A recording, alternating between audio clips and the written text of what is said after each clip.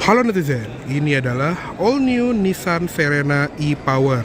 Ya, jadi akhirnya Nissan Verena generasi ke-6 ini meluncur juga di Indonesia secara resmi di acara Gias 2024. Dan akhirnya teknologi Nissan e-Power yang terkenal itu juga hadir di Nissan Verena ya, karena sekarang mesinnya tuh jauh lebih compact dibandingin Nissan Verena C27 atau C26 dulu yang terkenal besar tapi boros itu ya. Sekarang dia menjadi 1400 cc, nanti akan gue jelaskan pas kita bahas mesinnya. Tapi secara overall ini sih lumayan evolusi ya dari Verena C27 yang dulu.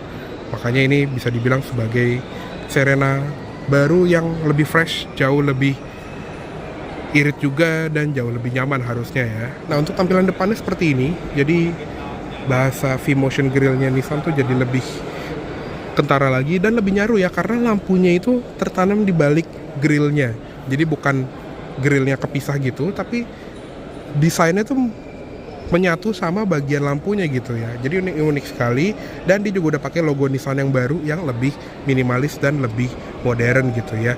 Nah, untuk lampunya seperti ini. Jadi di bagian atas tuh ada LED DRL, 2 proyektor low beam dan 1 proyektor high beam di paling bawah. Dan untuk fog lampnya itu ada di bagian airdam bawahnya ya, di bagian dalam. Nah, dia juga ada kotak ini untuk sistem radar Nissan ProPilot-nya ya, dan ini merupakan ProPilot pertama yang ada di ASEAN. Jadi keren banget nih Nissan Indonesia. Nah, di bagian logo Nissan ini juga ada kamera 360, sensor parkir juga ada 4 titik, dan di bagian pojokan bumper yang biasanya ada fog lamp, dia malah jadi ada air curtain gitu ya untuk mengurangi turbulensi di bagian samping sini ya. Nah, sekarang kita lihat ke bagian sampingnya. Untuk velgnya seperti ini, dia dual tone.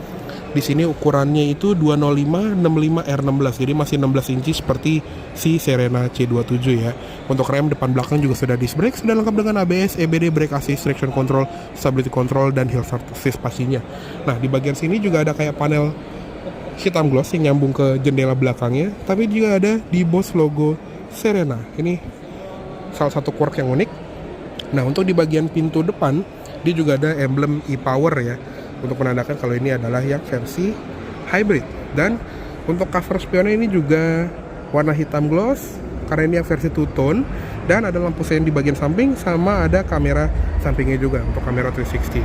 Untuk door handle ini juga kayaknya masih common part dari C26 ya, model keyless entry itu masih sama, dan dia juga ada handle belakang yang bisa dibuka lewat sini atau ditarik handle-nya, atau kalau kita lagi ngantongin kunci kita bisa tendang si bagian bawahnya. Dan ini juga berlaku di pintu kiri kanan. Jadi kalau misalnya kita lagi gendong anak kita atau lagi bawa belanjaan gitu ya, dan asal kita ngantongin kunci aja, kita bisa tendangin kaki kita di bagian bawah, nanti pintunya akan kebuka sendiri. Nah, untuk yang two tone seperti ini ya, dari pilar ke atas tuh dia warnanya hitam.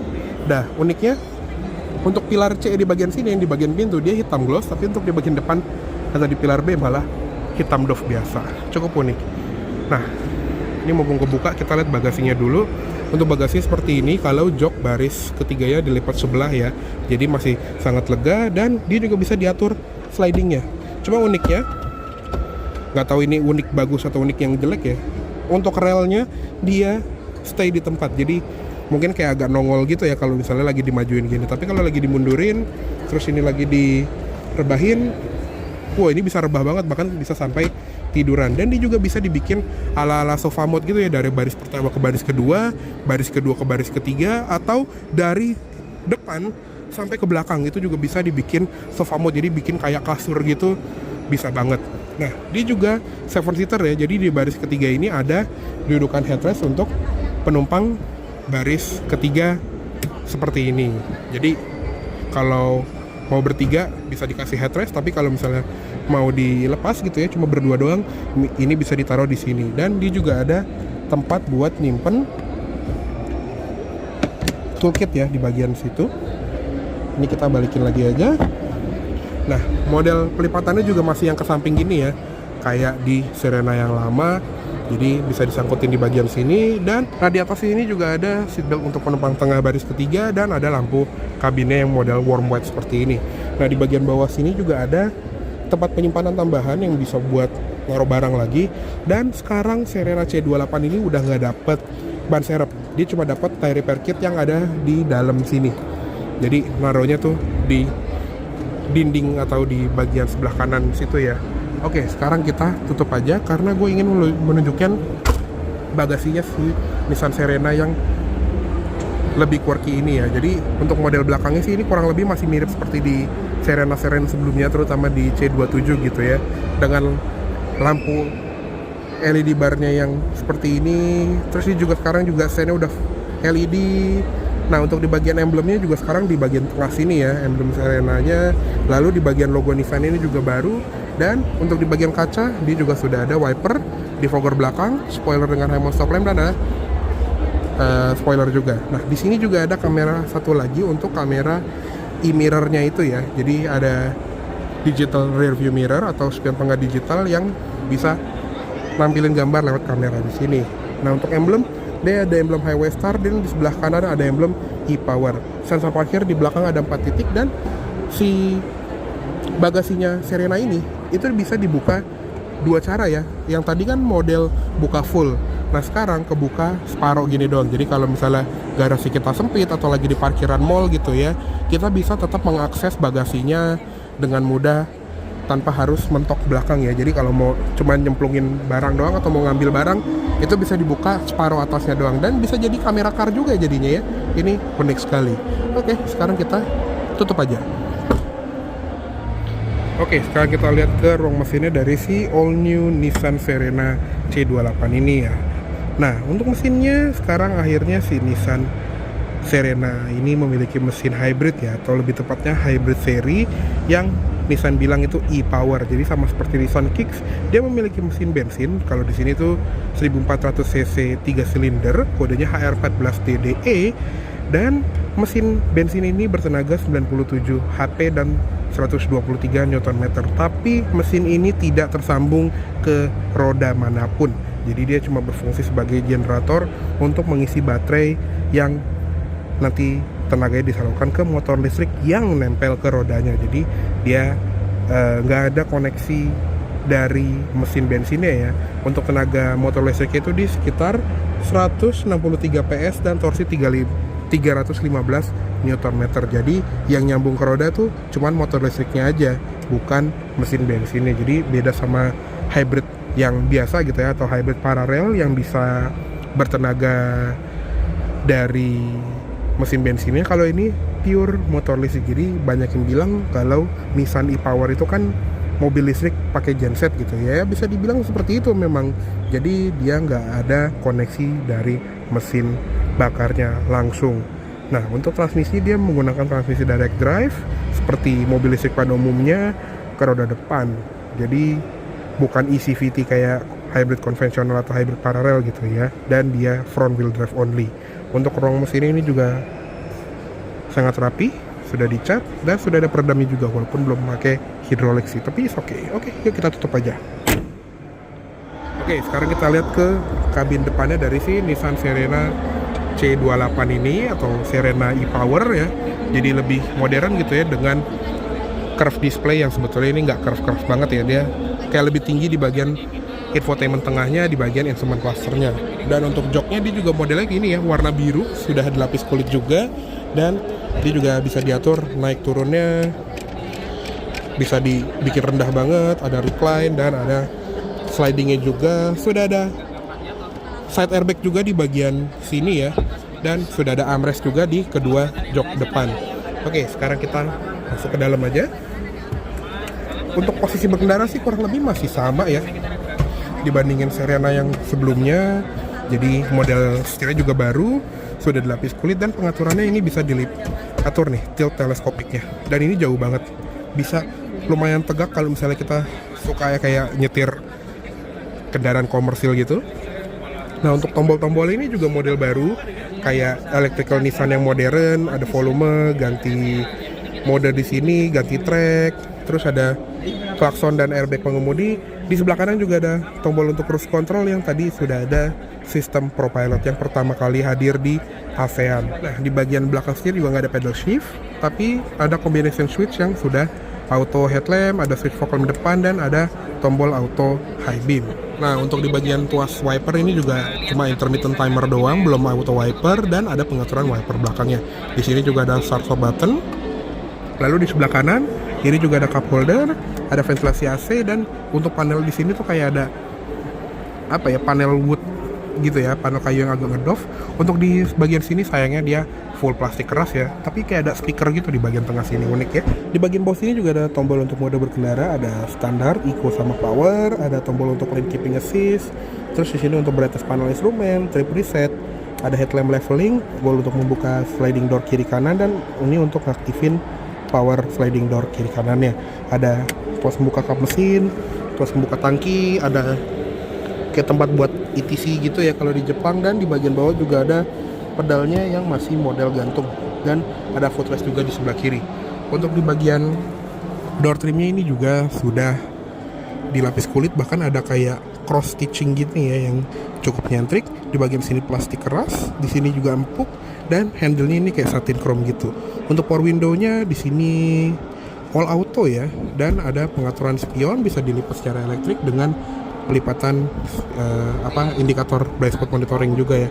Untuk central lockingnya di sini ada door pocket serta cup holder, ada speaker. Untuk tweeternya ada di pojokan dashboard sana ya. Lalu di bagian atas sun visor ini juga kayak ada meshnya gini biar gak terlalu kehalang gitu, cahayanya masih ada masuk sedikit, dan ada cermin juga walaupun belum ada lampunya. Jadi mirip seperti di C27 dulu. Nah, ini untuk digital rear view mirrornya juga tinggal cetekin ke bawah aja kalau misalnya kita mau yang versi gambar gitu ya, yang dari kamera, cuma karena mobilnya lagi mati ini nggak bisa diakses.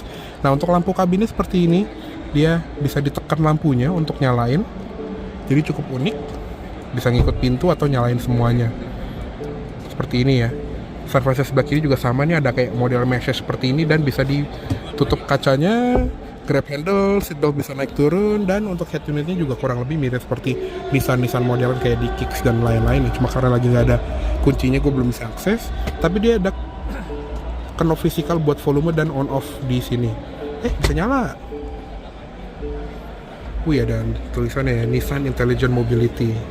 Jadi kayak mobil Eropa gitu ya, kalau nggak ada kuncinya dia tetap bisa nyala, dan pasti juga sudah ada Apple CarPlay, Android Auto atau Bluetooth. Terus ada kayak kalender, profil, terus ada information notification, system information, kamera, dia juga ada kamera 360 di bagian sini. Terus ventilasi AC ini bisa dibuka tutup, dan untuk AC-nya dia juga sudah dual zone automatic climate control, bahkan 3 zone ya, jadi suhu belakang itu bisa diatur secara independen. Dan untuk shifternya itu dia model tombol, ada park, reverse, neutral, drive atau engine brake juga dari sini ya. Tombol lampu hazard di bagian sini, ada EV mode dan ada e-pedal mode, jadi kita nggak perlu injek rem ya secara nggak langsung, jadi cukup ngurangin injekan pedal gasnya aja untuk mengurangi deselerasi atau kurangin laju mobilnya. Di sini ada wireless charger, ada electronic parking brake dengan auto hold, dan di bagian bawah sini juga ada USB-A, USB-C, dan kayak ada tempat penyimpanan gitu ya di sini. Nggak tahu ini bisa ditarik atau enggak. Terus di bagian tengah sini juga ada kayak tempat buat naruh tas gitu ya, jadi dia nggak wall through cabin banget, tapi ya udah begini doang.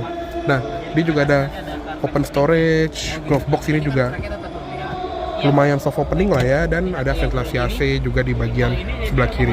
Oke, cukup segitu aja untuk di bagian kabin depannya. Sekarang kita lihat ke kabin tengahnya. Oke, sekarang kita pindah ke kabin tengahnya. Di sini kita pakai ganti unit yang warna biru.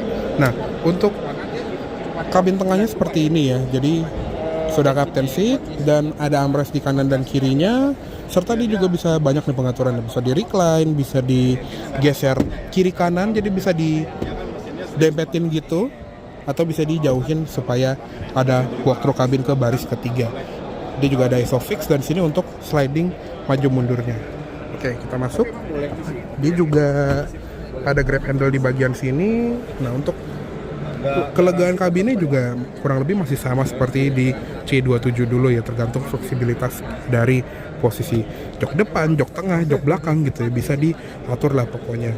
Nah, untuk di bagian belakang jok depan ini juga ada tray table seperti ini yang bisa dilipat atau bisa dibuka, dan ada 2 buah cup holder seperti ini.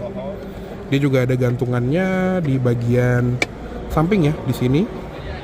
Terus di bagian belakangnya sini juga ada USB-C, ada USB-C lagi di kanan kiri, ada seatback pocket, dan untuk armrestnya seperti ini bisa diatur ya. Nah, untuk di bagian belakangnya seperti ini, jadi masih cukup lega, dan untuk melipatnya juga cukup mudah ya, cukup tarik swasing ini, nanti dia maju secara otomatis seperti ini. Nah, dia juga bisa digeser nih, maju mundur seperti yang tadi. Dia juga ada cup holder dan ada USB-C juga. Oke, ini kita coba lihat belakang ya. Nah, untuk jok baris keduanya ini tadi bisa diatur, bisa ditegakkan seperti ini, dan amenitiesnya juga cukup oke gitu ya. Nah, untuk di pintunya atau di pintu baris tengah gitu ya, dia bisa ada sunshade-nya, jadi bisa menghalau sinar matahari. Di sini ada ventilasi AC, terus ada grab handle. Nah, untuk pengaturan AC di baris belakang itu dari situ, jadi bisa ngatur suhu, fan speed, dan arah AC-nya. Jadi bisa independen dibandingin kabin depannya. Lalu di bagian baris ketiga ini tetap dikasih tray lagi loh, jadi ini keren sekali. Nggak cuma baris tengahnya doang, tapi baris belakangnya juga ada. Nah, untuk slidingnya juga bisa diatur dari sini. Jadi kalau misalnya kita butuh ruang lebih, itu tinggal atur aja. Dan kalau misalnya mau keluar, di sini tuh ada pedal yang bisa kita injek seperti ini. Jadi tinggal injek lalu dorong ke depan supaya kita bisa keluar. Oke. Kita pidakin lagi. Oke. Kayaknya cukup segitu dulu untuk review dari all new Nissan Serena e-Power 2024 ini. Mohon maaf apabila ada salah kata-kata dalam menyampaikan review. Terima kasih banyak telah menonton. Sampai jumpa di video selanjutnya. Jangan lupa